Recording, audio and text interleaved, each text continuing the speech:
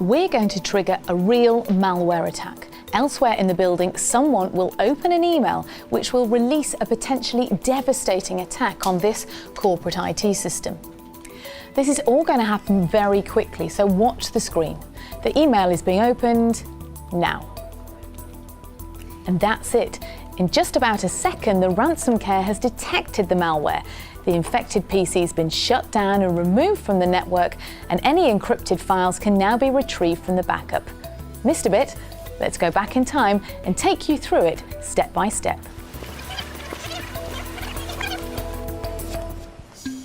At 10:05, Jane here opened an email from someone she actually knew, but it contained an unknown form of malware which got through the existing first line of defense. Email's just one of the ways that criminals attack IT systems, but it could also be via USB, a visit to a website, from a drive-by attack, through social media, via the Internet of Things or mobile devices, and they're developing new ways all the time. At this stage, of course, Jane here has no idea she's done anything wrong. But RansomCare was monitoring the network traffic and identified the file encryption as soon as it began, triggering an alert here in the control room. When it sees a malicious event, the system sends an alert to the system managers wherever they are. The CISO got an alert on his phone. Crucially, the system also sends a network message to shut down the device that's encrypting the files. It's disconnected from the network, stopping the malware in its tracks and limiting any further damage to the network. Back in the control center, the RansomCare system has logged the few files which were encrypted before the rogue device was shut down. RansomCare will also automatically generate a GDPR report, which contains all the information you need to record and share with the supervisory authority. However, by instantly limiting the scale of the attack in the first place, the incident remains minor and easy to manage.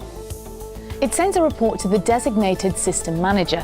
The encrypted files can immediately be recovered from the backup, and you can contact the user of the infected machine to restore it.